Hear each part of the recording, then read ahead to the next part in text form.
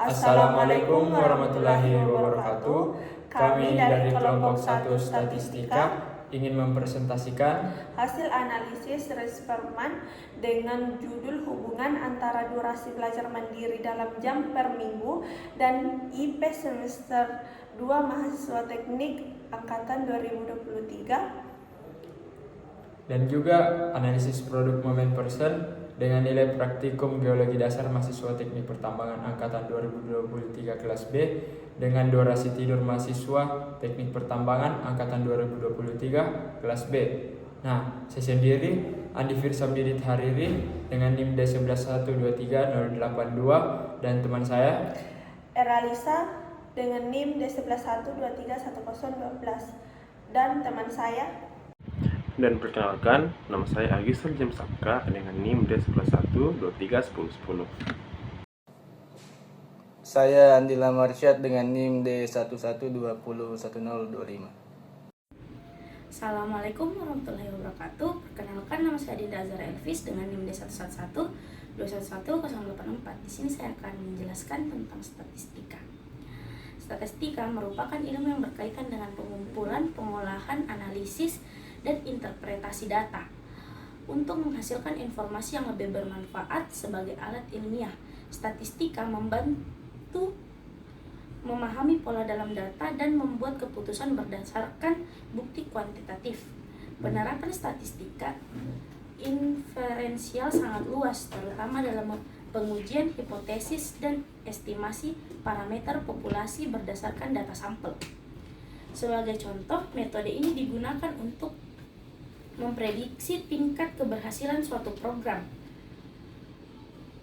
menganalisis hubungan antara variabel, atau membuat model statistika yang lebih kompleks seperti regresi dan data panel. Analisis data melalui pendekatan statistika sangat penting karena memberikan dasar yang objektif dan pengambilan keputusan.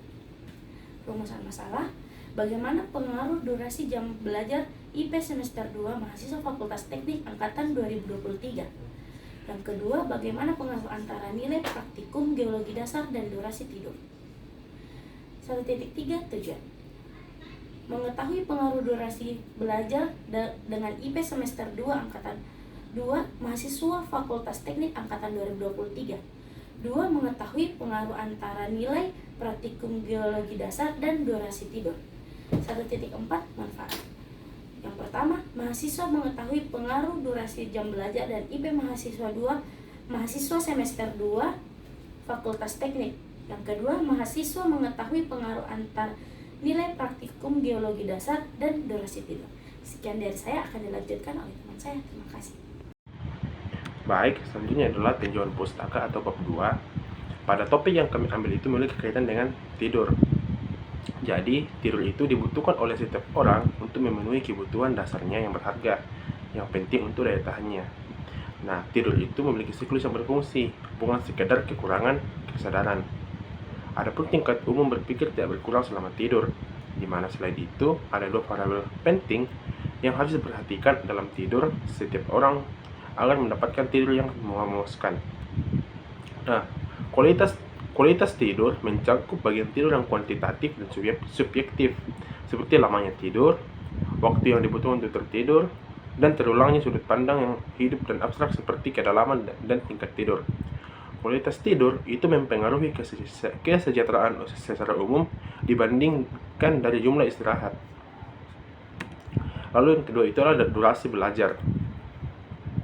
Di Indonesia, masih banyak durasi belajar yang tidak sesuai dengan kebutuhan. Hal tersebut biasanya dipengaruhi oleh lingkungan sekolah maupun di masyarakat, seperti kurangnya ketersediaan ruangan kelas yang mengakibatkan adanya durasi belajar yang berbeda antar kelas karena harus bergantian dalam penggunaan kelas, atau durasi belajar di rumah. Anak yang satu dengan yang lain tidak pas sama, bergantung pada situasi keadaan rumah dan bagaimana pembimbingan orang tua dalam mengatur durasi belajar anak. We are marketing campaigns and demonstrating how they offer a better experience for our customer. Lalu pada poin ketiga itulah IPK atau indeks prestasi kumulatif.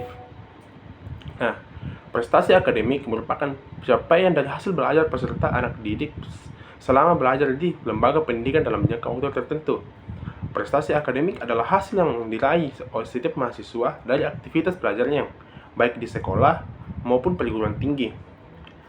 Hal ini mencakup aspek psikologi dan prestasi akademik.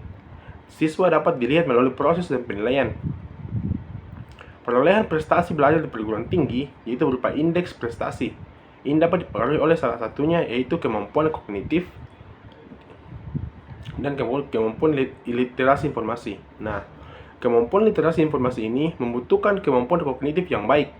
Hal tersebut dapat diindikasikan melalui IPK, yang artinya semakin naik IPK yang diperoleh mahasiswa, maka dapat dikatakan memiliki kemampuan kognisi yang baik dan tersinyalir. Kemampuan literasi informasi yang dimiliki lebih baik apabila dipandangkan dengan mahasiswa memperoleh IPK yang lebih rendah.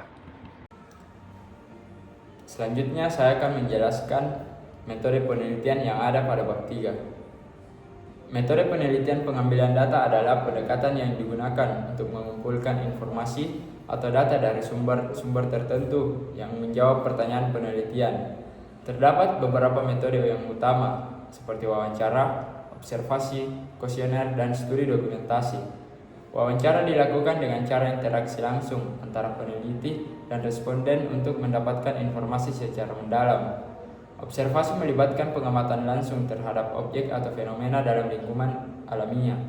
Sedangkan kuesioner adalah metode yang menggunakan serangkaian pertanyaan tertulis untuk mendapatkan data dari sejumlah responden. Nah, pada penelitian ini, teknik pengumpulan data dalam penelitian ini dilakukan dengan metode wawancara, yang menjadi salah satu teknik yang kami gunakan untuk mengumpulkan data penelitian. Wawancara merupakan komunikasi dua arah untuk memperoleh informasi dari responden yang terkait. Dapat pula dikatakan bahwa wawancara merupakan percakapan tatap muka, yaitu face to face antara pewawancara dengan narasumbernya, di mana pewawancara bertanya langsung tentang suatu objek yang diteliti dan telah dirancang sebelumnya. Wawancara yang dipilih oleh peneliti adalah wawancara semi-struktur atau semi-struktur interview. Nah, pada penelitian ini, teknik pengumpulan data dalam penelitian ini dilakukan dengan metode wawancara, yang menjadi salah satu teknik yang kami gunakan untuk mengumpulkan data penelitian. Wawancara merupakan komunikasi dua arah untuk memperoleh informasi dari responden yang terkait. Dapat pula dikatakan bahwa wawancara merupakan percakapan tatap muka, yaitu face to face antara pewawancara dengan narasumbernya, di mana pewawancara bertanya langsung tentang suatu objek yang diteliti dan telah dirancang sebelumnya. Wawancara yang dipilih oleh peneliti adalah wawancara semi-struktur atau semi-struktur interview, yaitu jenis wawancara ini sudah termasuk dalam kategori in-depth interview, yang mana wawancara semi-struktur dilakukan dengan mengajukan pertanyaan secara bebas dibandingkan wawancara terstruktur. Pentingnya untuk memastikan validitas atau reliabilitas data selama proses pengolahan. Validitas memastikan bahwa data yang diolah sesuai dengan tujuan penelitian, sementara reliabilitas menjadi konsistensi hasil pengolahan. Setelah data diolah, hasilnya dapat disajikan dalam bentuk tabel, grafik, atau narasi untuk mendukung analisis lebih lanjut dan pengambilan keputusan. Nah, selanjutnya di sini saya akan membahas tentang analisis dan pembahasan, di mana yang pertama itu analisis Rees-Perman, di mana di sini kami mengambil 30 data hubungan antara durasi belajar mandiri dalam jam per minggu dan IP semester 2 mahasiswa teknik angkatan 2023. Nah, data tersebut dapat dilihat di laporan kami nanti. Nah, selanjutnya itu tahap yang pertama, tentukan hipotesis dan tingkat signifikannya yaitu H0 sama dengan tidak ada hubungan antara durasi belajar mandiri dengan IP semester 2 mahasiswa teknik angkatan 2023. H1 sama dengan ada hubungan antara durasi belajar mandiri dengan IP semester 2 mahasiswa teknik angkatan 2023. Nah, tingkat signifikannya itu alfa sama dengan 5%. Yang kedua itu membuat tabel penolong yang akan dilihat pada gambar berikut. Dan tabel penolong juga itu ada di laporan kami.